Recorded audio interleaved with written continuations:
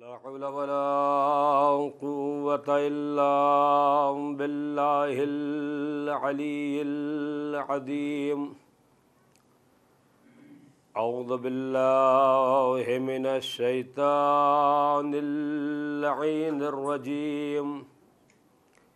बिस्मिल्लाहिर रहमानिर रहीम।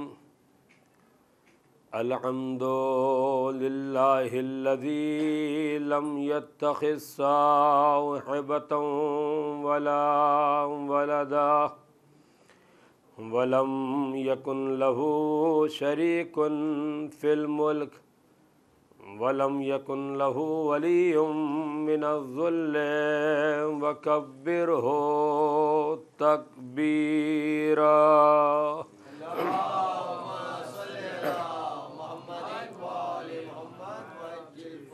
वस्सलातु वस्सलामु वत्तहिय्यतु वल इकराम अलन नबिय्यिल उम्मी अरसलहु बिल हक़्क़ि बशीरन व नज़ीरा वदाइयन इलल्लाहि बिइज़्निहि व सिराजम मुनीरा। सय्यदना व मौलाना अबिल क़ासिम मुहम्मद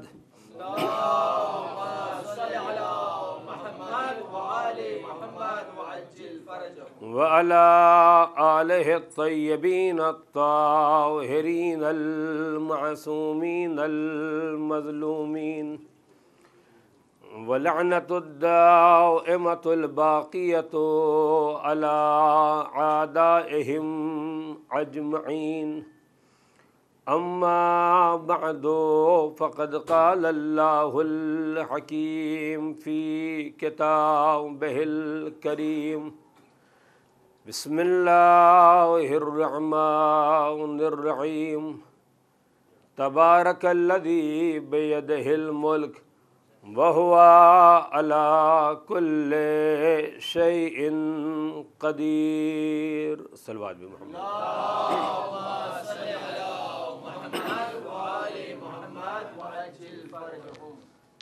पाको पाकीज़ा है वो ज़ात जिसके कब्ज़े अख्तियार में ये कायनात है और वो खुदा वो है जो हर शय पर कादिर है।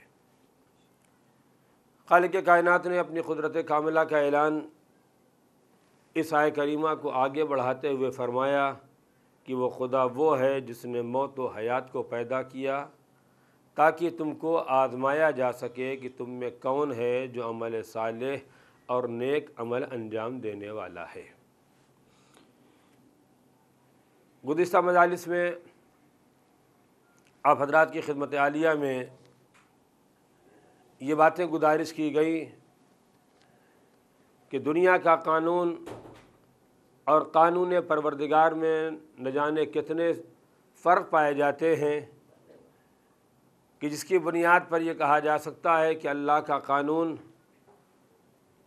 अल्लाह का बनाया हुआ निज़ाम जिसमें एक इनफरादियत पाई जाती है वह दुनिया के किसी कानून में नहीं पाई जाती। जहाँ बहुत सारे फ़र्क दुनिया के क़वानीन में और कानून इलाही में पाया जाता है, आज बात को तकरीबन मंज़िल इख्तिताम तक पहुँचाते हुए कुछ बातें आप हज़रात के अज़हान आलिया तक मुंतकिल करना चाहता हूँ। कभी तन्हाई में मौका मिले तो इसके बारे में भी हम और आप गौर व फिक्र करें कि परवरदिगार आलम ने दुनिया का कानून जो बनाया, दुनिया का कानून बनाने वालों ने जो कानून अपने वास्ते वदा किया और जो परवरदिगार आलम ने हमारे और आपके वास्ते कानून बनाया है, इन कवानीन में न जाने कितने फ़र्क पाए जाते हैं। उनमें से कुछ आपकी खिदमत में गुजारिश किया था। आज उसके तकरीबन आखिरी मरहले में ये बात गुजारिश करना चाहता हूँ कि दुनिया का कानून इंसानों के वास्ते उस वक्त लागू होता है जब दुनिया में ये इंसान आ चुकता है, और तन्हा आ जाने के बाद हमारे और आपके ऊपर दुनिया का कानून लागू नहीं होता है, बल्कि उस वक्त लागू होता है जब इंसान गोया निज़ाम कायनात और निज़ाम दुनिया के एतबार से इंसान साहिब अक्ल व शऊर हो जाए। इसके पहले अगर कोई इंसान ख़ता करता है, इससे पहले अगर कोई गुनाह करता है तो अगर काबिल तंबीह है तो तंबीह की जाती है, वरना कोशिश की जाती है कि इस इंसान को किसी ऐसी जगह पर रख दिया जाए ताकि दोबारा ये ख़ताएँ न करने पाए।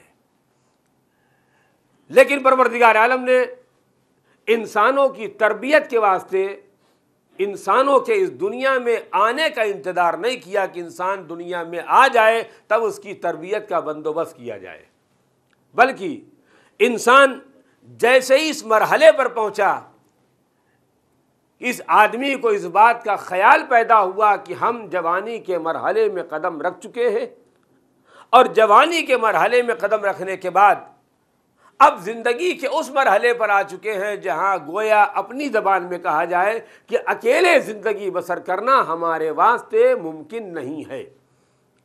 जैसे ही इंसान के जहन में यह ख्याल पैदा हुआ कि अकेले ज़िंदगी बसर करना हमारे वास्ते इम्कान पजीर नहीं है, चाहे यह ख्याल मर्द के अंदर आए चाहे यह ख्याल औरत के अंदर आए, इस्लाम ने आवाज़ दिया कि जब कभी भी तुम्हारे अंदर यह ख्याल पैदा हो कि अकेले ज़िंदगी बसर करना तुम्हारे वास्ते दुश्वार तलब है,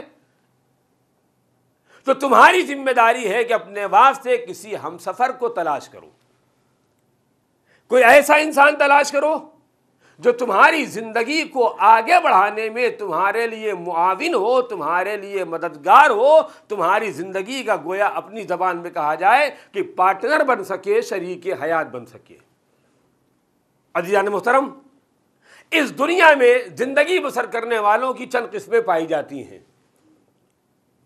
इस दुनिया में जो इंसान ज़िंदगी बसर करता है उसमें एक किस्म ऐसी होती है जो खुदा की वहदानियत का इकरार नहीं करते, जिनको हमारी सादा ज़बान में कहा जाता है ये काफिर हैं, ये मुशरिक हैं। या तो खुदा का इकरार नहीं करते या खुदा का इकरार करते हैं लेकिन खुदा को किसी न किसी का शरीक करार देते हैं। एक इंसान की किस्म ये है जो खुदा का इनकार करती है, जिसे काफिर व मुशरिक कहा जाता है, बेदीन कहा जाता है। कुछ ऐसे अफराद पाए जाते हैं जो खुदा की वहदानियत का इकरार करते हैं लेकिन हमारे नबी की रिसालत का इनकार करते हैं, जिसमें इस कायनात में ज़िंदगी बसर करने वाले जितने यहूदी और मजूसी वगैरह पाए जाते हैं उनका शुमार होता है कि यहूदी भी खुदा को मानते हैं, ईसाई भी खुदा को मानती है, लेकिन हमारे और आपके पैगंबर का एतराफ़ नहीं करती। ये बात मैंने पहले दिन गुजारिश किया था कि मुसलमान किसे कहा जाता है। मुसलमान उसे कहा जाता है जो खुदा की वहदानियत का इकरार करे और पैगंबर की रिसालत का इकरार करे। वरना अगर खुदा की वहदानियत का इकरार कर रहा है और पैगंबर की रिसालत का इकरार नहीं कर रहा तो ये इंसान मुसलमान कहे जाने के लायक नहीं है। मजहब ने इसको दूसरे मरहले पर रखा। पहले मरहले पर वो इंसान जो खुदा के वजूद का असलन इकरार नहीं करते, दूसरे मरहले पर वो इंसान जो खुदा की वहदानियत का इकरार करते हैं लेकिन हमारे और आपके आखिरी नबी हजरत मोहम्मद मुस्तफ़ा सल्लल्लाहु अलैहि वसल्लम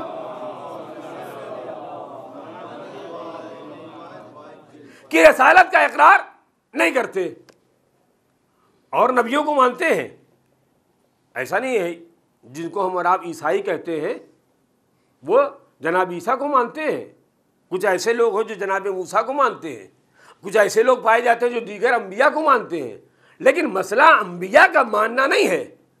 अगर दायरा इस्लाम में आना है तो जब तक पैगंबर की रिसालत का एतराफ़ न किया जाएगा ये मुसलमान नहीं हो सकता।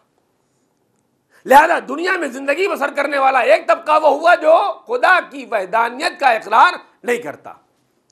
दूसरा तबका वो है जो खुदा की वहदानियत का इकरार करता है लेकिन पैगंबर की रिसालत का इकरार नहीं करता, दीगर अंबिया को तस्लीम करता है। इसी को मज़हब की ज़बान में अहले किताब कहा जाता है। ये वो लोग हैं जो अहले किताब हैं। कोई तौरेत को मानता है, कोई ज़बूर को मानता है, कोई इंजील को मानता है। इनको मज़हब की ज़बान में अहले किताब कहा जाता है। इसके बाद तीसरा तबका वो आया जो खुदा की वहदानियत का इकरार करता है, पैगंबर की रिसालत का एतराफ करता है, लेकिन इन दोनों बातों को तय करने के बाद तीसरे मरहले पर जहां आलम इस्लाम से मजहब तशय्यो को जुदा किया जाता है, गोया मसला इमामत में आने के बाद हमारा साथ छोड़ देता है। मुसलमान हैं, उनके इस्लाम और मुसलमान होने से कोई आदमी इनकार नहीं कर सकता है। किसी आदमी ने खुदा की वहदानियत का इकरार कर लिया, पैगंबर की रिसालत का इकरार कर लिया, तो हम इनकार नहीं कर सकते मुसलमान नहीं है। मुसलमान होना और है, साहिब ईमान होना और है।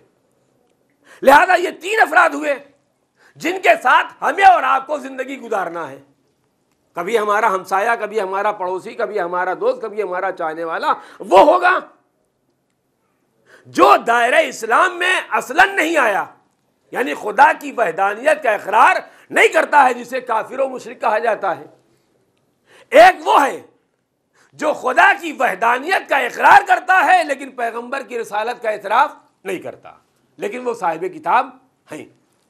इस्लाम ने इन तीनों गिरोहों को जमा करने के बाद जब इंसान इस मरहले पर आया कि हमने इस बात का एहसास पैदा किया कि अब तन्हा जिंदगी गुजारना हमारे वास्ते इम्कान पजीर नहीं है, तन्हा जिंदगी बसर करना हमारे वास्ते मुमकिन नहीं है, हम अकेले जिंदगी गुजार नहीं सकते हैं, लिहाजा हमें कोई ना कोई कुफो चाहिए, कोई ना कोई पार्टनर चाहिए, कोई ना कोई शरीक हयात चाहिए। तो इस्लाम ने पहले मरहले पर आवाज दिया, देखो इस शादी को तन्हा ख्वाहिशात नफसानी का जरिया न समझना। क्यों? इसलिए कि शादी के जरिए हम अगली नस्लों की बुनियाद रखने वाले हैं, और अगली नस्ल की बुनियाद रखने से पहले इस बात का जायजा ले लेना कि जिसको अपना शरीक बना रहे हो वो तुम्हारे खुदा को मानता है या नहीं मानता, वो मुसलमान है या नहीं है। अगर वो मुसलमान नहीं है तो इस्लाम ने आवाज दिया, अगर गैर मुस्लिम है तो किसी उन्वान से इससे रिश्ता कायम नहीं किया जा सकता, किसी भी तरीके से काफिर से रिश्ता कायम नहीं किया जा सकता। परवरदिगार ये भी तो तेरी मखलूक है, इनको भी तूने ही पैदा किया है, इनसे रिश्ता क्यों नहीं हो सकता। आज अपने कुदरत आवाज दे, जब ये मेरे नहीं हुए तो तुम्हारे क्या होंगे। जब इन्होंने मुझको नहीं माना, मुझको नहीं तस्लीम किया, मेरी खुदाई का एतराफ नहीं किया, जबकि मेरी दुनिया में जिंदगी बसर कर रहे हैं, हमारी दी हुई नेमतों से सरफराज हो रहे हैं, हमारे दिए हुए रिज़्क़ को खा रहे हैं, हमारे दिए हुए ऐशो आराम के सामान को इत्मीनान के साथ सर्व कर रहे हैं, और उसके बाद जब बंदगी का मरहला आया, खुदाई का इतराफ करने का मरहला आया, तो हमारी खुदाई का इतराफ नहीं किया। जब हमारी खुदाई का इतराफ नहीं किया तो अगर तुम हमारे मानने वाले हो तो खबरदार इनसे वैसा रिश्ता न रखना, वैसे इनसे रिश्ता कायम न करना। इस्लाम ने आवाज दिया कि किसी भी मुसलमान को गैर मुस्लिम से रिश्ता कायम करने की इजाजत नहीं है। यहां पर रिश्ता कायम करने के उन्वानात दो अदद हैं जो अक्सर आज की सूरत हाल में, जिन सूरत हाल से हम और आप गुजर रहे हैं, अगर खुदा न करदा किसी नौजवान का राबता किसी गैर मुस्लिम लड़की से हो गया तो हम अपने माँ बाप को धोखा देने के वास्ते, बाबा जान अगर एक को मुसलमान बना लिया तो क्या हरज है, लिहाजा अगर वो हमारे मजहब में आ रही है तो क्या हरज है। अगर वाकई आने को तैयार हो तो बहुत अच्छा है, लेकिन अगर तनहा धोखा देना हो तो इसमें जर्रा बराबर मुरव्वत की कोई गुंजाइश नहीं है। लेकिन अगर लाना चाहते हैं तो पहले इसको दायरे इस्लाम में शामिल करना होगा, तब अपने घर में लाएंगे। लेकिन ये कार्रवाई कब होगी?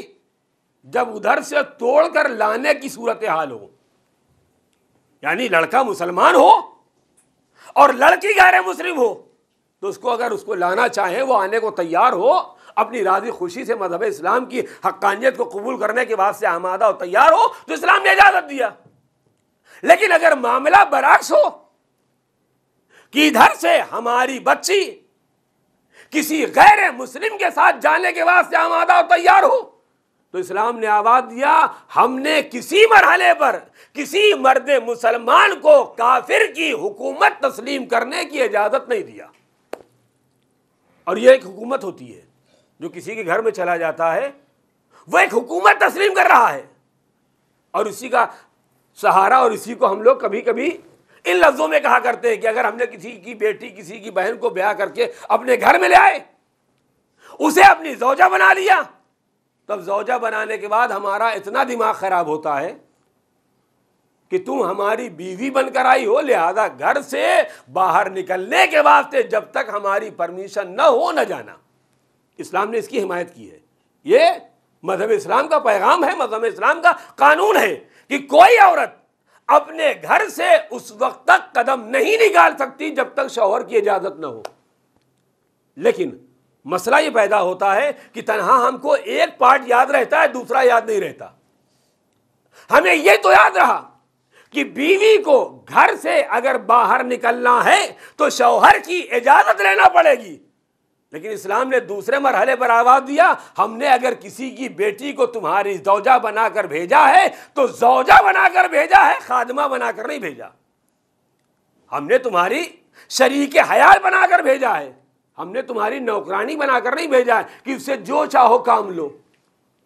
उससे सुबह उठने के बाद चाय नहीं बनी, ऑफिस जाने के बाद से तैयार हुए कपड़े पर प्रेस नहीं हुई, ये काम नहीं किया, वो काम नहीं किया, बढ़कर उसने आवाज दिया अगर तुमने अपना कानून नाफिज किया कि बगैर परमिशन के हमें जाने की इजाजत नहीं दिया, तो उसी इस्लाम ने तो हमसे भी कहा है कि किसी शौहर को इस बात का इख्तियार नहीं है कि वो हमसे जबरदस्ती कोई काम करा ले। लिहाजा अब अगर हालात को साजगार रखना है तो दोनों के अंदर इतना एतबार पैदा करना पड़ेगा कि अपनी बीवी को इतनी इजाजत दी जाए कि अगर किसी जगह पर वो जाना चाहे, शरीफाना जगहों पर जाना चाहे, तो हम तुमको इतनी इजाजत दे रहे हैं और इस इजाजत के मुकाबिल में उजरत नहीं, इस इजाजत के एवज में गोया हम तुमसे इतना मुतालबा करते हैं कि हमारे वास्ते खाना पका दो, हमारे वास्ते और ज़रूरियात फराहम कर दो। इस्लाम ने दोनों मरहले पर आवाज़ दिया, देखो खबरदार अगर अपना हक मनवाना चाहते हो तो उसके हक को तस्लीम करना पड़ेगा। ये कब है? जब इस्लाम का मुकाबला कुफ्र से न हो। लिहाजा इस्लाम ने आवाज़ दिया कि तुम्हारी जिम्मेदारी ये है कि अगर किसी गैर मुस्लिम को अपने मजहब में शामिल करना चाहो और अपना शरीक बनाना चाहो तो हमारी तरफ से इजाजत है, लेकिन अपनी बेटी को, अपनी बहन को किसी काफिर घर में, किसी बेदीन घर में जाने की इजाजत नहीं है। क्यों? इसलिए कि इस्लाम किसी भी काफिर को अपना हाकिम मानने को तैयार नहीं है। मैं बात को और वाज़ेह करना चाहता हूं ताकि इन मसाइल पर हमारा संजीदगी से सोचें। इस्लाम किसी मर्द मुसलमान को इस बात की इजाजत नहीं देता कि किसी भी काफिर को अपना हाकिम मानो। हम और आप हाकिम किसी काफिर को कहां कहां मानते हैं? तन्हा ज़ौजा और शौहर का मसला नहीं है। बसा औकात ऐसा होता है कि दो आदमियों के दरमियान इख्तिलाफ पैदा हो गया, झगड़ा हो गया, हमने फौरन मशवरा दिया कि अरे आप तो झगड़ा हो गया, आपकी शान में गुस्ताखी किया है, बेअदबी किया है, फौरन जाइए मुकदमा दायर कर दीजिए। कितने ऐसे इंसान हैं जिनके घरों का मुकदमा अदालत जौर में चल रहा है और हम साल भर, 2 साल, 5 साल, 10 साल इस बात का इंतजार करते हैं कि अदालत से कोई फैसला हो जाए तो उसके बाद मामला रफा दफा हो जाए। हमारे और आपके मासूमीन अलैहिस्सलाम ने फरमाया अगर एक लम्हे के वास्ते किसी हाकिम जौर को अपना हाकिम मान लिया और इस हाकिम के वजह से तुमको तुम्हारा हक भी मिल जाए, तब भी ये तुम्हारे वास्ते दुरुस्त नहीं है। क्यों दुरुस्त नहीं है? इसलिए कि हमने गैर को हाकिम माना है। निज़ाम इस्लाम बेदस्तोपा नहीं है। इस्लामी ममलकत का कानून बगैर हाथ पैर के नहीं है। जिस तरीके से दुनिया में कोई हाकिम बन सकता है, तो क्या विलायत फ़क़ीह को इस बात का अख्तियार नहीं दिया गया कि अगर कोई तनाज़ा हो जाए, कोई झगड़ा हो जाए, कोई फसाद हो जाए तो दोनों फरीकों को बुला करके बगैर किसी फीस के, बगैर किसी खर्चे के इनके मामलात को निपटा दिया जाए। लेकिन दुनियादारी के फैसले को मानने को हर एक तैयार है, अदालत इस्लाम में आने के बाद फैसला मानने को कोई तैयार नहीं है। एक सलवात बे मोहम्मद व आले मोहम्मद।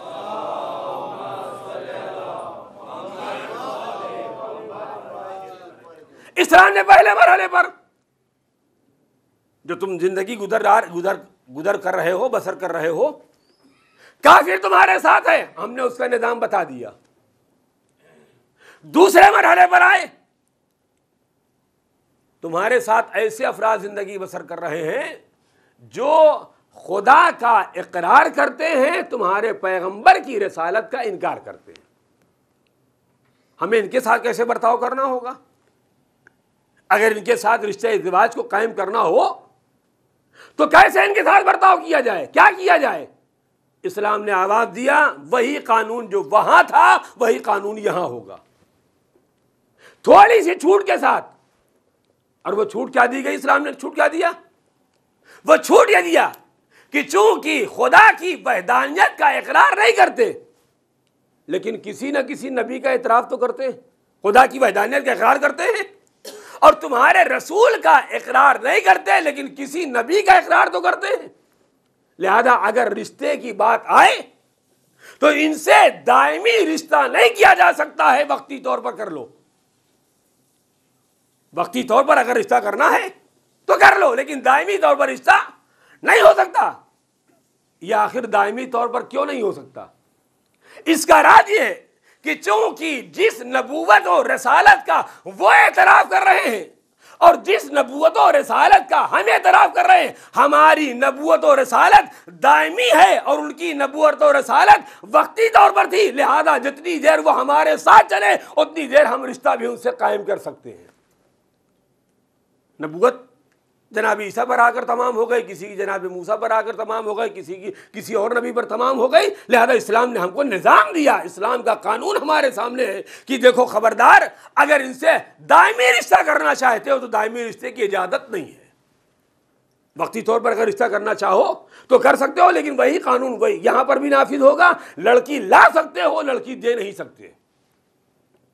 तीसरा मरहला, तीसरे मरहले पर आने के बाद हमारे सामने कुछ ऐसे अफराद भी होते हैं जो खुदा की वहदानियत का इकरार भी करते हैं, पैगंबर की रिसालत का एतराफ भी करते हैं, लेकिन जब इनकी जाहिरी जिंदगी को झांक कर देखा तो कहने को तो सैयदुल सादात हैं, कहने को नजीबुल तरफैन है, मां की तरफ से भी सैयद, बाप की तरफ से भी सैयद, खानदान के एतबार से भी सैयद, पाको पाकीज़ा। लेकिन जब इनकी जाहिरी जिंदगी को झांक कर देखा तो मालूम हुआ सैयदुल सादात होने के बाद शराब ये पीते हैं, जुआ ये खेलते हैं, बदकारी ये करते हैं, सारी खराबियां इनके अंदर पाई जाती हैं। तो क्या तन्हा इस बुनियाद पर कि चूंकि ये सैयदुल सादात हैं लिहाजा अपनी बेटी को इनके हवाले कर दिया जाए? इस्लाम ने आवाज दिया, देखो जब रिश्ता करने की बारी आए तो अगर तुम शरीफ हो तो शरीफ घराना तलाश करना, तन्हा इस बात पर वो ना हो जाना कि अरे हमने जिसके साथ शादी किया है वो तो बिल्कुल सैयदुल सादात घराना है, हम सैयदुल सादात का इतना वो नहीं कर रहे हैं। लेकिन हम ये देखना चाहते चूंकि इस रिश्ते के जरिए से एक पाको पाकीज़ा नस्ल को आलम वजूद में आना है, और जब पाको पाकीज़ा नस्ल को आलम वजूद में आना है तो ये देखना पड़ेगा तुम्हारा अकीदा वो अकीदा है या नहीं, उनका नजरिया वो नजरिया है या नहीं, उनका इमाम वो है या नहीं, उनका किरदार वो है या नहीं, उनका एहतराम वो है या नहीं। जब सारी चीजों को इकट्ठा कर लेना तब अपनी बेटी या बेटे के वास्ते रिश्ता तलाश करना। पैगंबर इस्लाम की हदीस है, हजरत मोहम्मद मुस्तफ़ा सल्लल्लाहु अलैहि वसल्लम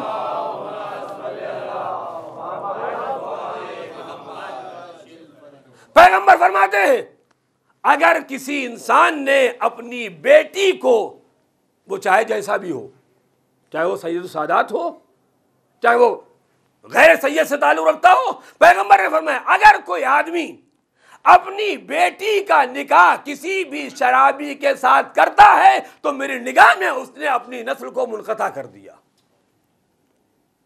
क्यों मुनक़ता कर दिया?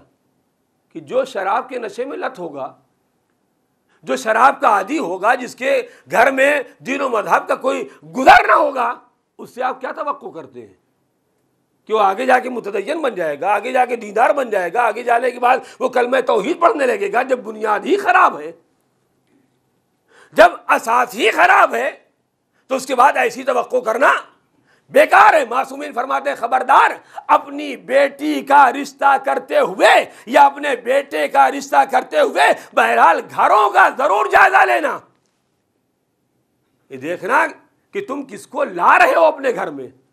तुम्हारे घर में अज़ादारी होती है, अज़ादारी को फरोग देना चाहते हो तो वैसा लाओ जो अज़ादार पहले से हो। तुम इबादत गुजार हो, वैसी बहू लेकर आओ जो इबादत गुजार हो, कम से कम खुदा और रसूल को पहचानती तो हो। दौरे हाजिर में हमारी तरक्की का वो आलम बनता जा रहा है कि अब न बाप के कंट्रोल में कोई है, न माँ के कंट्रोल में कोई है। अब तो सूरत हाल ये है कि शादी पहले हो जाती है, माँ बाप को खबर बाद में मिलती है, और जोश जवानी में आने के बाद इंसान उन तमाम हुदूद को पार कर जाता है जिसको इस्लाम ने हमें पाबंदी करने का हुक्म दिया है। इस्लाम ने हमें रोका है, तन्हा नाम से मुसलमान हो जाना किफायत नहीं करेगा। बसा औकात हमारे घरों की खवातीन कहती हैं, अगर आज के समाज के साथ चलना है तो बगैर पर्दा चलना पड़ेगा। शायद हमारे नौजवानों को, हमारे घर की खवातीन को तारीख इस्लाम और सीरत मासूमीन का पता ही नहीं है। वरना अगर हम और आप तारीख के उन मौके और मनाजिर को उठाकर देखें कि जहां इस्लाम की अजीम तरीन खातून, जिनसे बड़ा उस दौर में कोई बिजनेसमैन नहीं था, कोई मर्द नहीं है, उस ज़ात मुक़द्दसा का नाम है जनाब खदीजतुल कुबरा सलामुल्लाह अलैहा।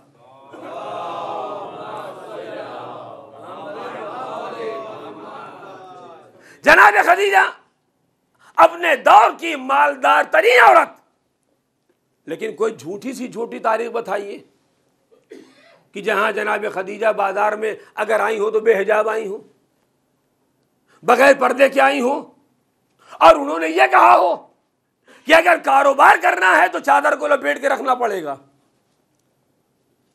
कहीं यह कहा हो अगर तालीम हासिल करना है तो पर्दे का एहतमाम नहीं करना पड़ेगा। और इन तमाम बातों का नतीजा हमारे और आपके सामने रोजाना मंजर आम पर आता रहता है कि जैसे जैसे हम इस्लाम के निज़ाम को पामाल करते जाएंगे वैसे वैसे गुमराही बढ़ती जाएगी। तन्हा मजलिसो मातम में आ जाना इससे आखिबत बनने वाली नहीं है। आखिबत बननी है तो मजलिसो मातम के साथ इस्लामी किरदार को अपनी जिंदगी में ढालना पड़ेगा। वरना मालूम यह हुआ कि किसी शरीफ घराने की बेटी किसी गैर मुस्लिम के साथ चली गई और जा रही है, हम खाली अपना सर पकड़े बैठे हुए क्या किया जाए, कैसे रोका जाए, इस सूरत हाल पर कैसे काबू पाया जाए। इस्लामाबाद जरा रोज़ अव्वल जो तरीका हमने बताया था, अगर तुमने उसकी इत्तिबा किया होता तो ये नौबत ना आती। अपने घर के बच्चों को इस्लाम का पाबंद बनाओ। जब इस्लाम का पाबंद बनाओगे इसके दिल में खौफ खुदा पैदा होगा, खौफ मासूमीन पैदा होगा, खौफ पैगंबर पैदा होगा, मारिफत इलाही पैदा होगी, तो वो कभी भी किसी ऐसी जगह पर जाने के वास्ते आमादा और तैयार ना होगा जो उसके शान और उसके खानवादे के शान के खिलाफ हो। अब तो सूरत हाल इतनी ज़्यादा बिगड़ती जा रही है कि हमें यह पता लगाना मुश्किल हो जाता है कि जिस फंक्शन में हम आए हैं ये मजहब अहले बैत के मानने वालों का है या किसी दूसरों का है। मालूम हुआ कि शादी का प्रोग्राम और एक तरफ सैयदजादियाँ और एक तरफ राम प्रसाद के बेटे भी, मसलन पता ही नहीं चलता कि कौन है, ये अपनी है कि पराए हैं। इस्लाम ने कभी भी किसी औरत को, किसी मर्द को इस बात की इजाजत नहीं दिया है कि इस्लाम के निज़ाम को, इस्लाम के कानून को बदनाम करो। इस्लाम का कानून बदनामी तो हो रहा है, और तन्हा बदनाम नहीं हो रहा है बल्कि इस बदनामी पर हम और आप शामिल भी हैं। हम शिरकत करके, हौसला अफजाई करके, उसको बढ़ा करके, कोई एक ऐसा नहीं मिलता जो शादी हाल में जाने के बाद, दरवाजे पर कदम रखने के बाद देखे कि मिस गैदरिंग है और वहां से वापस चला आए। कोई एक तो एहतिजाज करे, कोई एक तो ऐसा खड़ा हो जो कहे कि इस्लाम के कानून का मजाक उड़ाया जा रहा, लिहाजा मैं ना खाऊंगा, मैं ना शरीक होऊंगा। लेकिन चूंकि हमें एक मौके की, एक वक्त की रोटी ज्यादा प्यारी है, इस्लाम का निज़ाम प्यारा नहीं है। सोचा अगर वापस चले गए तो एक अच्छा खासा खाना मिल रहा था वो भी चला गया। अब उसके बाद पता नहीं मिलेगा कि नहीं मिलेगा, क्या होगा। गोया हमें हर एक ज़ात पर एतबार है, ज़ात परवरदिगार पर एतबार नहीं है। और उसके बाद हम इस बात पर नाज करते हैं कि हुसैन मज़लूम ने अपनी जान को कुर्बान कर दिया इस्लाम के कवानीन की तहफ़्फ़ुज़ के वास्ते, और हम और आप इस्लाम के कवानीन का मजाक उड़ा रहे हैं, इस्लाम के कवानीन की तौहीन होते देख रहे हैं। अगर वाकई हुसैनी हैं तो हमें इस बात के वास्ते आमादा होना पड़ेगा। अगर खिलाफ शरीयत काम हमारे घर में होगा तभी एहतजाज करेंगे, दूसरे के घर में होगा तब भी एहतजाज करेंगे। ऐसा ना हो कि दूसरे के घर में हो तो हम एहतजाज करें, अपने घर में हो तो हम कहें क्या करें, घर की खवातीन है जो मानती नहीं, घर की खवातीन हो या बाहर की खवातीन हो। अगर इस्लामी निज़ाम ने जिस चीज की तरबियत का हुक्म दिया, जनाब खदीजा उस दौलतमंद औरत का नाम था जिसने दुनिया के सारे रस्म रवाज को बालाए ताक रख दिया, और पैगंबर इस्लाम ने जनाब खदीजा की दौलत से तिजारत करके दुनिया वालों पर वाज़े कर दिया कि अगर तिजारत में मनफात है तो किसी से माल उधार लेना पड़े तब भी लेकर के तिजारत की जाए। और सरकार दो आलम ने, पैगंबर इस्लाम ने जनाब खदीजा के माल से तिजारत किया। और जब इंसान तिजारत करता है, कारोबार करता है, तो उसका फ़ायदा और उसका की मनफात कैसे हासिल होती, जनाब खदीजा ने भी बता दिया कि इंसान खाली हाथ हो लेकिन अल्लाह पर तवक्कुल करता हो, अल्लाह पर एतबार करता हो, अल्लाह पर एतमाद करता हो, तो अल्लाह ऐसी दौलत दे देता है कि इंसान सोच भी नहीं सकता। पैगंबर इस्लाम जनाब खदीजा के माल को लेकर तिजारत के वास्ते गए, और जनाब खदीजा ने अपने गुलाम को पैगंबर इस्लाम के सामने हमरा लगा दिया कि देखो इनकी निगरानी करना कि इनको आदाब तिजारत मालूम है या मालूम नहीं है, ये तिजारत कर पाते या नहीं कर पाते। सरकार दो आलम सफर तिजारत से पलट कर आए, और गुलाम ने आकर के जनाब खदीजा के सामने जब गुजारिश पेश किया, रिपोर्ट पेश किया, तो इन अल्फाज में किया कि ऐसे तिजारत कर रहे थे जैसे तिजारत का एक्सपर्ट आदमी कोई हो, और जो भी तिजारत किया उससे पैगंबर को कोई नुकसान नहीं हुआ, कोई खसारा नहीं हुआ, बल्कि मनफात लेकर आए। ये तो ज़ाहिरी तौर पर मनफात लेकर आए।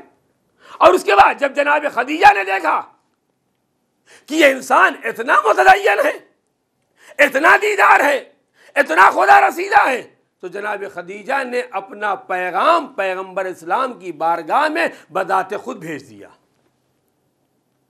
अब दुनियादारी की सतह पर अगर देखा जाए कि अगर कोई बेटी, कोई औरत अपना पैगाम किसी लड़के के साथ पेश कर दे तो हर आदमी कहता बड़ी बेगैरत है, इसको सलीका नहीं है, इसको तमीज़ नहीं है, इसको आदाब माशरत मालूम नहीं है।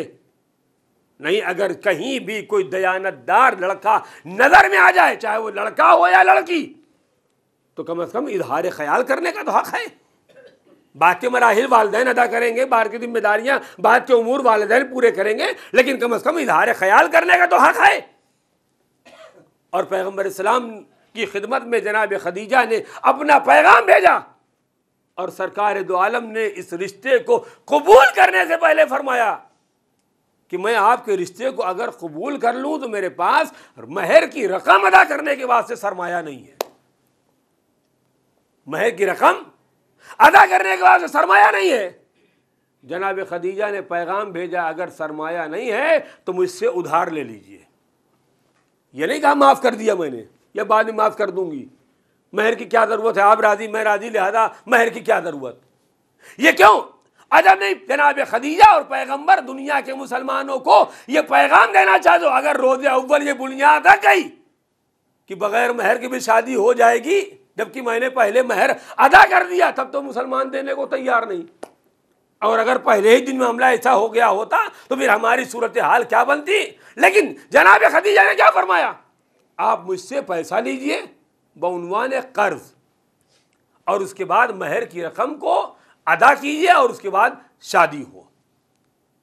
इस्लामी कानून, इस्लामी निज़ाम ने पैगंबर इस्लाम की बारगाह तक पहुँचते पहुँचते तमाम आलम इस्लाम को इस नुक्ते पर लाकर खड़ा कर दिया कि अगर शादी करना हो और तुम्हारा कुफो, तुम्हारा शरीक हयात, तुम्हारा हम मज़हब मिल जाए, हम अकीदा मिल जाए, दीन वाला मिल जाए, अकीदे वाला मिल जाए, तो ज़र्रा बराबर तअम्मुल नहीं करना चाहिए, कदम आगे बढ़ाओ।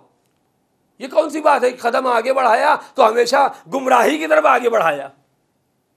और इन तमाम गुमराहियों में जसारत, माफ़ कीजिएगा, इन तमाम गुमराहियों में जो हमारे समाज और माशरे में पैदा होती जा रही है, इन तमाम गुमराहियों में कहीं ना कहीं हम और आप जिम्मेदार हैं। कोई आदमी अपना पल्ला झाड़ना चाहे तो नहीं झाड़ सकता है।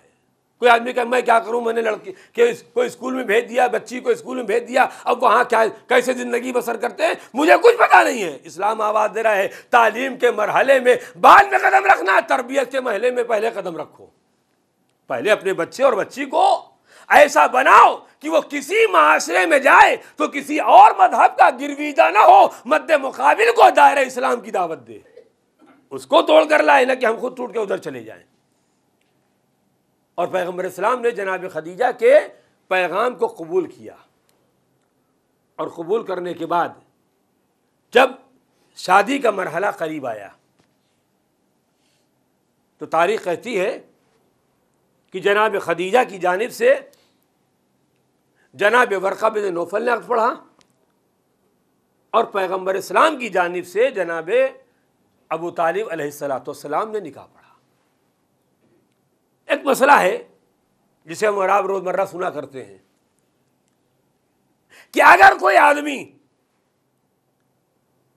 इस्लामी कवानीन से वाकिफ़ हो, अरबी पर तसल्लुत हो, खाली पढ़ना ना जानता हो, बल्कि पढ़ने के साथ साथ उसके मतालिब और मफाहिम से भी, उसके ग्रामर और उसके कवायद से भी आगाह हो, अगर ऐसी सूरत हाल हो जाए तो लड़का अपना निकाह पढ़ना चाहे तो पढ़ सकता है।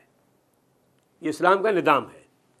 इसमें किसी मौलाना और मुज्तहिद और आलिम दीन और किसी मर्जा की कोई ज़रूरत नहीं है, बशर्ते कि जो मैंने शर्त बयान की है उसको ध्यान में रखिएगा, वरना कल से कोई आदमी इसके सुए इस्तिफादा करने लगे कि मौलाना ने कहा कि अपना निकाह खुद पढ़ लो, लिहाजा क्या ज़रूरत किसी की।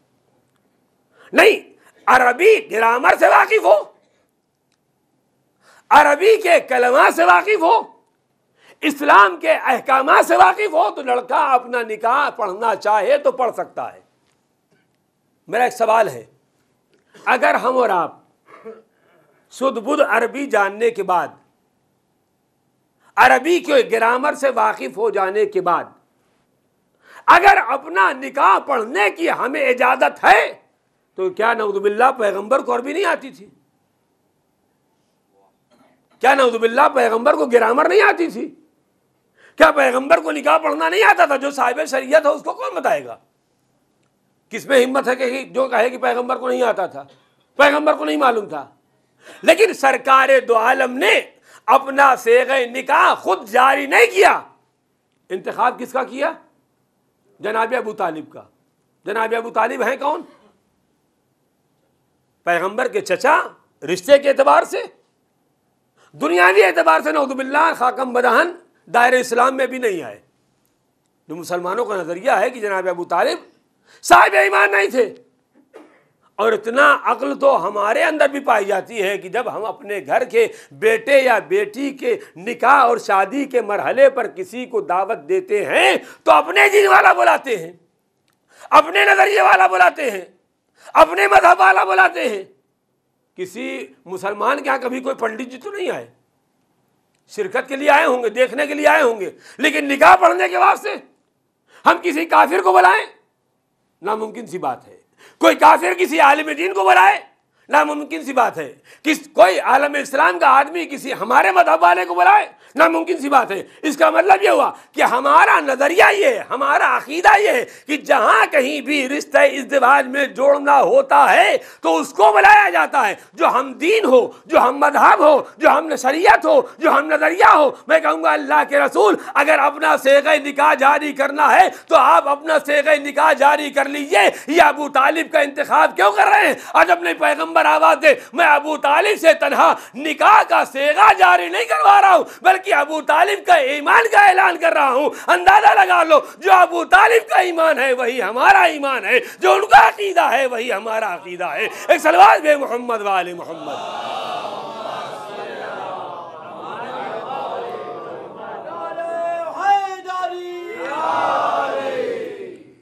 सरकार दो आलम ने इस मरहले पर आकर के दुनिया वालों के सामने पेश कर दिया, बता दिया कि हमारी सीरत, हमारी रफ्तार और गुफ्तार लोगों के वास्ते नमूना अमल है, और जब नमूना अमल है तो हम किसी मरहले में मुरव्वत से काम लेने वाले नहीं हैं कि हम मुरव्वत में आकर के, दबाव में आकर के, चूंकि मेरे चचा थे, मेरी परवरिश किया था, लिहाजा मैंने ऐसा किया। और अगर दबाव में आकर किया, नऊज़ बिल्लाह, तो ये दबाव कब तक रहता है? दबाव तब तक ही तो रहेगा जब तक आदमी जिंदा है। जब मर गया तो न कोई दबाव है, न कोई प्रेशर है, न कोई मुरव्वत रह गई। लेकिन पैगंबर ने दोनों मरहले को आलम इस्लाम के सामने पेश करके बताया। पहचानो मेरे चचा के मर्तबे को। शादी के मरहले पर मैंने अपना निकाह अपने चचा से पढ़वाया, और जब मेरा चचा दुनिया से चला गया तो उसकी नमाज जनाजा भी मैंने पढ़ाया, ताकि तुम्हें अंदाजा हो सके कि अगर नऊज़ुबिल्लाह बेदीन होते, नऊज़ुबिल्लाह खाकम बदहान अगर मुसलमान ना होते, दायरे इस्लाम में ना आए होते, तो नमाज जनाजा कोई और पढ़ाता। मैंने नमाज जनाजा पढ़ा कर बताया। अबू तालिब का मर्तबा अगर कोई पहचानना चाहे तो दुनिया के मुसलमानों का मुआवजा अबू तालिब से नहीं किया जा सकता। दुनिया के मुसलमानों की नमाज जनाजा आम मुसलमान पढ़ा सकता है, लेकिन अबू तालिब की नमाज जनाजा मुझ जैसा पैगंबर ही पढ़ाएगा। एक सलवात दे मोहम्मद वाले मोहम्मद।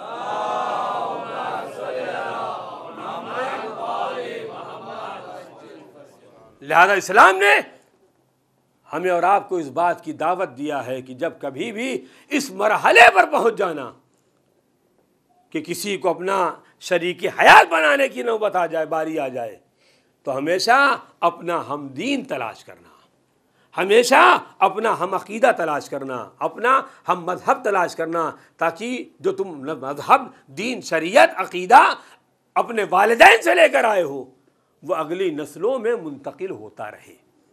और ये हमारे यहाँ जो मजालिस अदा का एहतमाम किया जाता है और जो हम इस बात पर जोर दिया करते हैं अपने बच्चों, नौजवानों को मजालिस अदा में लाने के वास्ते, शायद उसका राज यही हो। क्यों? इसलिए कि आज हम हैं, कल चले जाएंगे, लेकिन सफ़े अदा तुम्हें बिछाना है, मजलिस तुम्हें करना है, मातम तुम्हें करना है, अदादारी तुम्हें करना है। और अगर बच्चे इन मजालिसों महफिल के आदाब से वाकिफ ना होंगे तो मजलिसें कैसे बर्पा होंगी, जुलूस-ए अदा कैसे निकलेंगे, मातम कैसे होगा, सोगवारी कैसे होगी। गोया मजलिस में आकर के दावत दे करके हम तनहा अपने दिल का भड़ास नहीं निकालते हैं, बल्कि अगले नस्लों तक पैगाम हुसैनी को मुंतकिल करते हैं। एक सलवात भी मोहम्मद वाले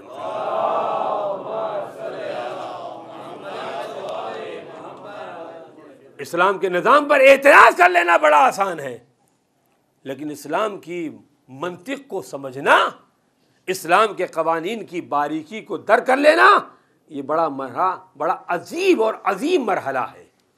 वरना न जाने कितने अफराद ऐसे थे जो इमाम मासूम की ज़िंदगियों में आए और जिन्होंने आने के बाद ज़ाहिरी तौर पर अपनी मोहब्बत का दम भरा और अपनी मोहब्बत का ऐलान फरमाया।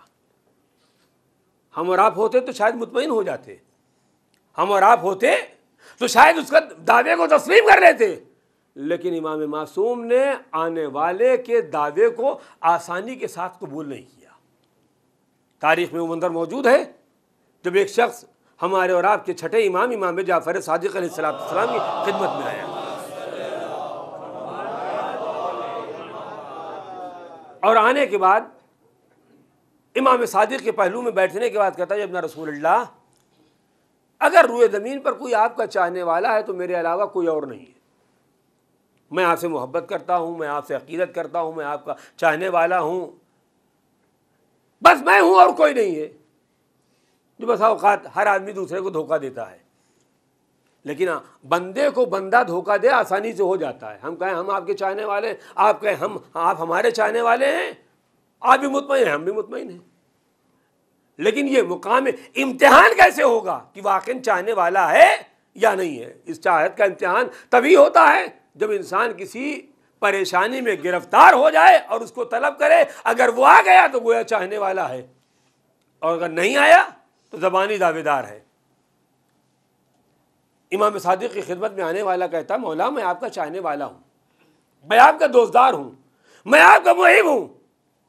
इमाम उसके अल्फाज को सुनते रहे और अपनी ज़बान में कहा जाए कि दबे लफ्ज़ों में मुस्कुराते भी रहे कि बेचारा इतना सादा है कि हमको भी अपनी ही तरह समझता है कि जिसको जैसे चाहे धोखा दे दो, जैसे चाहे वो कर दो। जब कहने वाला कह चुका तो इमाम ने फरमाया तंदूर जल रहा है, इसमें चले जाओ। इमाम ने फरमाया ये तंदूर रोशन है, अपनी तंदूर का मतलब तो आप समझते ही होंगे, भट्टी तंदूर जो भी आप कहें, ये रोशन है, इसमें चले जाओ। जैसे इमाम ने फरमाया इसमें चले जाओ, तो कहा मौला मैं अकेला आदमी था जो आपको चाहने वाला था और आप उसको भी जलाने में तैयार हैं, उसकी भी जिंदगी का खात्मा करने में तैयार हैं, उसको भी आके हवाले करने में तैयार हैं। अभी इमाम और इस आने वाले, जिसको अपनी ज़बान में कहें डुप्लीकेट चाहने वाला, जो इमाम से इजहार अकीदत कर रहा था, गुफ्तगू हो रही थी। अचानक इमाम की नज़र एक वाक़ई चाहने वाले पर गुजरी। जैसे इमाम ने देखा कि उनका वाक़ई चाहने वाला अपने कंधे पर गठरी को लादे हुए अपने घर की तरफ जा रहा है, इमाम ने आवाज़ दिया हारून। जैसे पुकारा हारून, फौरन अब न गठरी याद है न घर याद है, अपना जिम्मेदारी याद है न बोझ याद है। जैसे इमाम ने पुकारा दौड़ के आए, हाथों को जोड़ा, मौला फरमाइए। आपने फरमाया हारून इस तंदूर में चले जाओ। जैसे ही इमाम ने कहा हारून तंदूर में चले जाओ, वैसे सामान किनारे रखा, झम से कूद गए। थोड़ी देर के बाद इमाम उस चाहने वाले से गुफ्तगू कर रहे थे। गुफ्तगू करते करते इमाम ने फरमाया चलो देखें तो उसका आलम क्या है, जो हमारे कहने पर इस जलते हुए तंदूर में चला गया, चलो देखें उसका आलम क्या है, उसकी कैफियत क्या है, बचाया बेचारा मर गया। इमाम आगे बढ़े, क्या देखा कि उस चाहने वाला सर को सजदे माबूद में रखे हुए शुक्राना अदा कर रहा है, सर को सजदे माबूद में रखे शुक्राना अदा कर रहा है। एक मरतबा इमाम ने आवाज़ दिया हारून वापस चले आओ, हारून आओ, निकल आओ। किसी ने बढ़कर पूछा हारून आखिर तुम्हें क्या हो गया, तुम्हें न अपना घर याद, न बीवी याद, न बच्चा याद, न आइज़ा याद, न अक़रबा याद। अगर इमाम ने कहा था तंदूर में जाने के वास्ते इतनी मोहलत मांग लेते, मौला मैं घर जाऊं जाकर बताऊं कि इमाम ने तंदूर में जाने के वास्ते कहा है, अभी थोड़ी देर के बाद जल जाएंगे, उसके बाद नमाज जनाजा हो जाएगी, 2 दिन के बाद सौम हो जाएगा, फिर 40वां कर देना, ये कर देना, वो कर देना। किसी ने कहा हारून तुम्हें क्या हो गया। हारून ने आवाज दिया जिसको इमाम माना है, मानने का मतलब ही ये होता है जो इमाम कहता जाए वो करते जाओ, जो इमाम कहता जाए वो करता जाओ। और उसके बाद हारून ने कहा इमाम की इत्तिबा करना हमारी जिम्मेदारी है, अब इमाम की जिम्मेदारी है अपने चाहने वाले को जलाना चाहेगा जला देगा, बचाना चाहेगा बचा लेगा। एक सलवात दे मोहम्मद वाले मोहम्मद।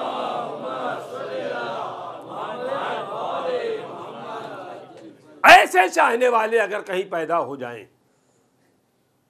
तो उसे दरे अहले बैत कहा जाता है कि जहां अहले बैत ने ज़बानी तौर पर मानने वाले और ज़बानी तौर पर मोहब्बत करने वालों को अपने साथ जमा नहीं किया, बल्कि हमेशा उन्हें जमा किया है जो जान को कुर्बान करने के वास्ते आमादा हो, जो जान को निछावर करने के वास्ते आमादा हो। अज़ीज़ान मोहतरम, दुनिया में न जाने कितने इनकलाबात आए,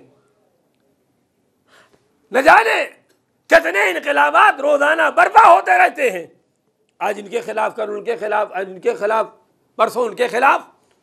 और इस सारे इनकलाबात में कभी पैसे के बल पर, कभी सरमाए के बल पर, कभी हुकूमत की लालच दे करके, कभी जिंदगी के बल पर हमारे साथ आ जाओ इनकलाब कामयाब हो जाएगा, तुम्हें मनसब मिल जाएगा, हमारे साथ आ जाओ कामयाब हो जाएंगे, तुम्हें ओहदा मिल जाएगा, साथ आ जाओ ये मिल जाएगा, साथ आ जाओ वो मिल जाएगा। ये कब मिल जाएगा?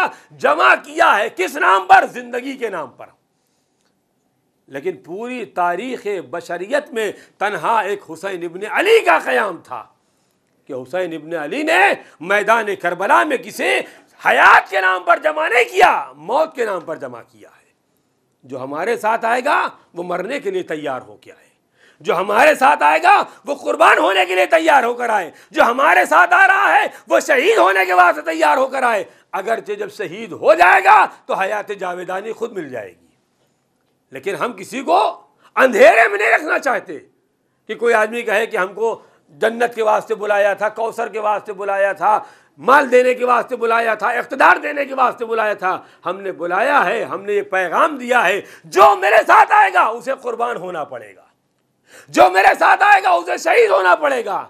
शायद यही वजह है कि जब हुसैन इब्न अली अपने कारवां को लेकर के मैदान करबला की तरफ आगे बढ़ रहे थे कि एक मंजिल वो आई जहां हुसैन इब्न अली ने अपने कारवां को रोका था, और जहां काफिला रुका हुआ था, जहां सारे चाहने वाले हुसैन इब्न अली के थे, वही एक नौजवान फर्जंद भी था जो ख्वाब गफलत में ख्वाब देख रहा है कि जैसे कोई कह रहा है ये काफिला मौत की तरफ आगे बढ़ रहा है, ये काफिला मरने के लिए आगे बढ़ रहा है। तो एक मरतबा नौजवान ख्वाब गफलत से चौंका, और चौंकने के बाद आवाज़ था, बाबा जान मैंने ख्वाब देखा है, ये कारवां मौत की तरफ बढ़ रहा है, मैदान करबला की तरफ बढ़ रहा है, शहीद होने के वास्ते बढ़ रहा है। तो हुसैन ने आवाज़ दिया, हाँ बेटा यकीनन ये काफिला मौत की तरफ आगे बढ़ रहा है, शहादत की तरफ आगे बढ़ रहा है, हम दर्जे शहादत पर फायद होने के वास्ते आगे बढ़ रहे हैं। तो एक मरतबा जनाब अली अकबर से इमाम हुसैन ने फरमाया,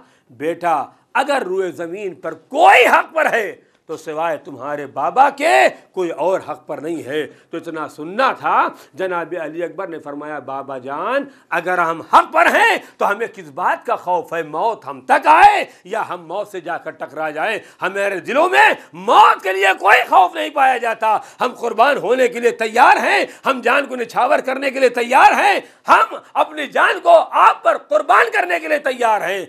लेकिन अजीजों, यह हौसला नौजवानों के अंदर पाया जाता है, यह हौसला बच्चों के अंदर पाया जाता है, यह हौसला बुजुर्गों के अंदर पाया जाता है। लेकिन ये सवाल पैदा होता है कि यह हौसला बच्चों और नौजवानों के अंदर पैदा हुआ तो पैदा किसने किया?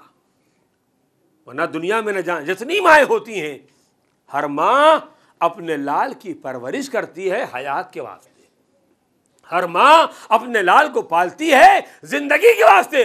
लेकिन न जाने करबला की माओं में अल्लाह ने कौन सा दिल रखा था कि हर माँ अपने लाल की परवरिश कर रही थी तो कुर्बान होने के लिए, शहीद होने के लिए, राह खुदा में कुर्बान हो जाने के वास्ते। शायद यही वजह है कि शब आशूर जब आई तो हुसैन मजलूम ने सबके सन्नाटे में अपने खैमे से बरामद हुए, और बरामद होने के बाद जिस खैमे में हुसैन इब्न अली कदम रखते हैं, एक मंजर नजर आता है, माँ अपने लाल को कलेजे से लगाए हुए एक ही जुमला कहती, बेटा कल कुर्बानी का दिन है मेरे लाल, कल शहादत का दिन है, बेटा ऐसा ना हो तुम जिंदा रह जाओ अकबर कुर्बान हो जाएं, मेरे लाल ऐसा ना हो तुम जिंदा रह जाओ कासिम शहीद हो जाएं, मेरे लाल ऐसा ना हो कि तुम जिंदा रहो और मोहम्मद दर्जा शहादत पर फायद हो जाए। हुसैन जिस खैमे में जाते हैं हर माँ को ये तरबियत करते हुए देखा, हर माँ को समझाते देखा, मेरे लाल सुबह नमूदार होने के बाद सबसे पहले अपनी जान को आका पर कुर्बान कर देना। जहां माँ ये तरबियत कर रही थी वहीं औलाद कह रही थी, मादरे गिरामी सुबह नमूदार होने दीजिए, आका से चल करके इजाजत दिला दीजिएगा, सबसे पहले अपनी जान को कुर्बान कर दूंगा।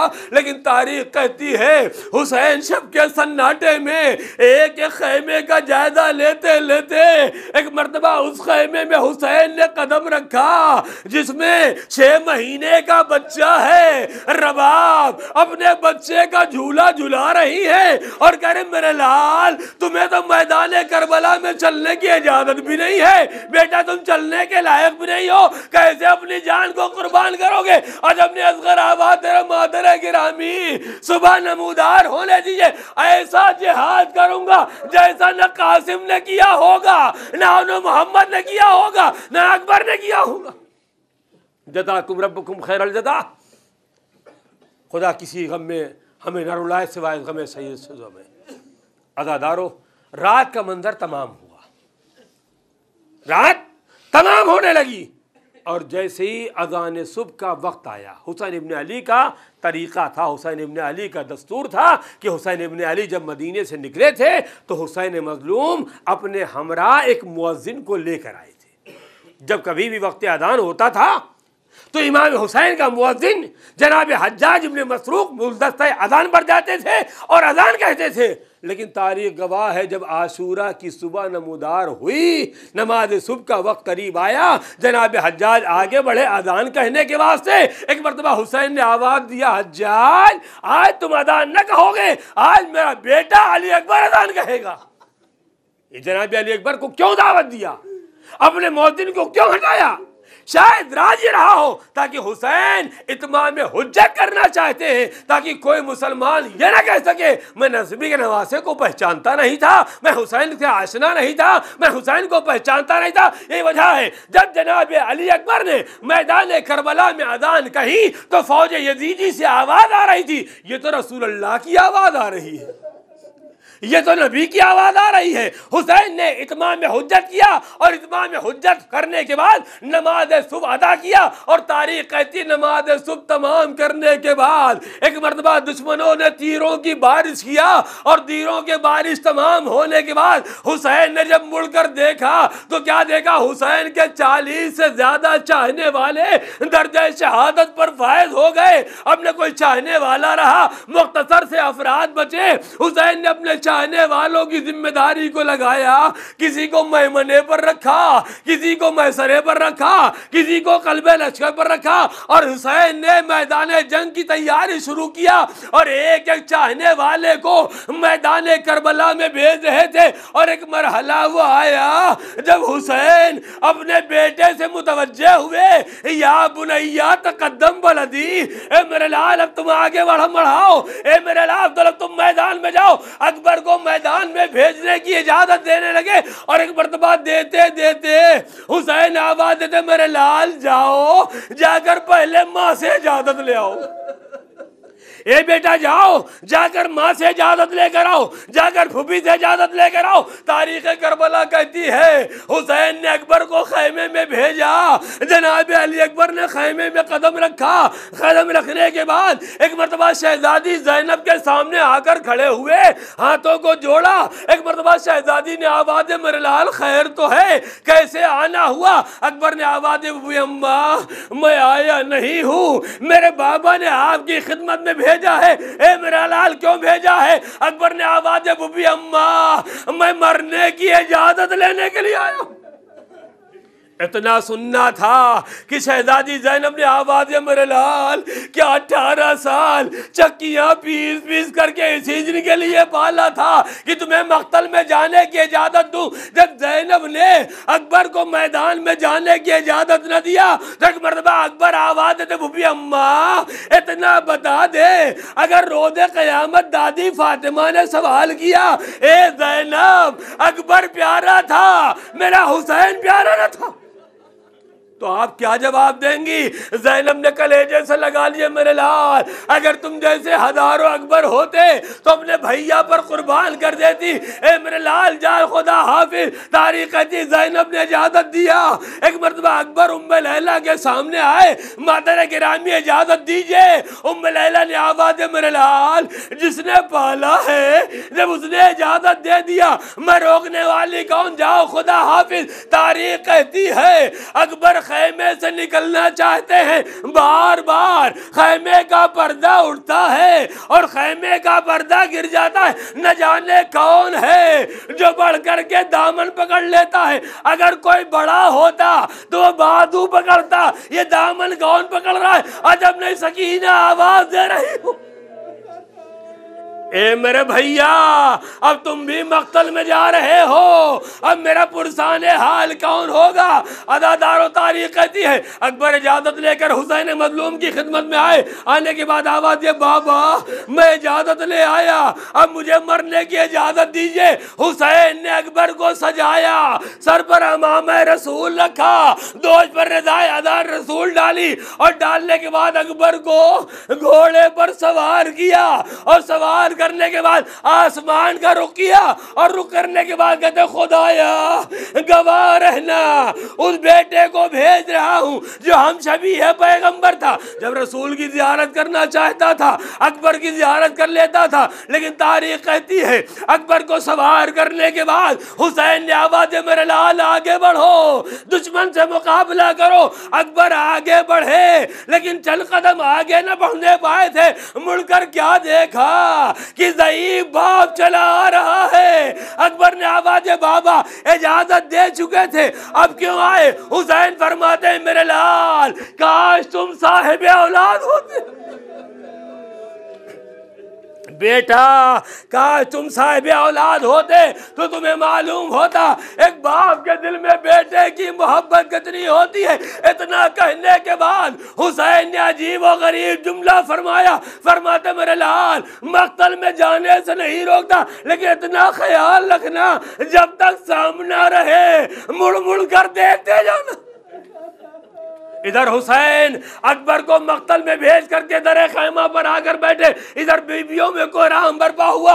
एक मर्तबा जनाबे ज़ैनब ने फिज़ा को बुलाया और बुलाने के बाद कहती फिज़ा जाओ दरे खैमा पर खड़ी हो जाओ और मौला के चेहरे पर निगाह रखना, क्योंकि एक जवान बेटे का मामला है। जब बेटे पर कोई तादा उस्ताद आएगी तो चेहरे का रंग मुतगय्यर हो जाएगा। एक मर्तबा फिज़ा हुसैन के चेहरे पर निगाह रखे हैं, एक मर्तबा क्या देखा हुसैन के चेहरे का रंग मुतगय्यर हुआ। आगे बढ़ी आका मेरे शहजादे की खैर तो है। हुसैन ने आवाज़ दिया ए फिज़ा जाके उम्मे लैला से कहो मेरा नौजवान नरग़े आदा में गिर गया, अकबर की सलामती की दुआ करे। फिज़ा दौड़ी हुई आई, ए बीबियों गजब हो गया। ज़ैनब ने हाथों को बुलंद किया, परवरदिगार यूसुफ को याकूब से मिलाने वाले मेरे अकबर को पलटा दे। अभी दुआ तमाम न हुई थी, अकबर मैदान से आ गए। ए बाबा अगर एक कतरा यहाँ मिल जाता तो दुश्मनों को बता देता मैं हैदर कर्रार का पोता हूँ, मैं अपने बाबा का फर्जंद हूँ। लेकिन हुसैन ने आवाज़ मेरे लाल पानी कहाँ है? अगर पानी होता मेरे चाहने वाले कुर्बान न होते। ए मेरे लाल दोबारा मक्तल में सिधारो। हुसैन ने अकबर को दोबारा मक्तल में भेजा। फिज़ा से कहा फिज़ा उम्मे लैला से कहो अब अकबर की सलामती की दुआ न करे, मेरा लाल कुर्बान होने के लिए जा रहा है। इधर अकबर मैदान में आए, जालिमों ने नरगे में घेरा, कोई तीर मार रहा था, कोई तलवार मार रहा था। एक मर्तबा एक जालिम ने बर्छी का फल मारा, अकबर के सीने पर लगा। अकबर जमीन पर आए, आवाज़ बाबा मेरी मदद को आओ, बाबा मेरी नुसरत को आओ। जैसी हुसैन के कानों से अकबर की आवाज टकराई, एक मर्तबा हुसैन आवाज देते मेरे लाल अब कुछ सुझाई नहीं देता, मेरे बेटे कुछ सुझाई नहीं देता, कुछ दिखाई नहीं देता। ए मेरे लाल आवाज दो ताकि मैं तेरी आवाज के सहारे तेरे सराहने पहुंचूं। खुदा किसी बाप को यह मंजर न दिखाए जो हुसैन ने देखा। हुसैन अकबर के सराहने पहुंचे, क्या देखा? जवान बेटा एड़ियां रगड़ रहा है। हुसैन ने आवाज मेरे लाल खैर तो है। अकबर ने आवाज बाबा सीने में बर्छी का बल टूट गया, आज तीनों को उल्टा नजफ का रुख किया। ए अली मुर्तदा खैबर और खंदक का फतह करना आसान, जवान बेटे के सीने से बर्छी का फल निकालना मुश्किल। हुसैन ने अकबर के सीने से बर्छी का फल निकाला, अकबर का कलेजा निकल आया। ज़ईबा कैसे जवान की मैयत उठाए। एक मर्तबा हुसैन ने रुक कर किया, ए बनी हाशिम के बच्चों जवान बेटे का जनाजा ज़ईफ बाप से नहीं उठ रहा। मक्तल में ज़ैनब आ गई, ए भैया घबराना नहीं, मैंने अपने लाल को पाला है, अपने जवान के जनाजे को। सयालमुल लज़ीना ज़लमू अय्युमल क़लबी यनक़लिबून, इन्ना लिल्लाहि व इन्ना इलैहि राजिऊन।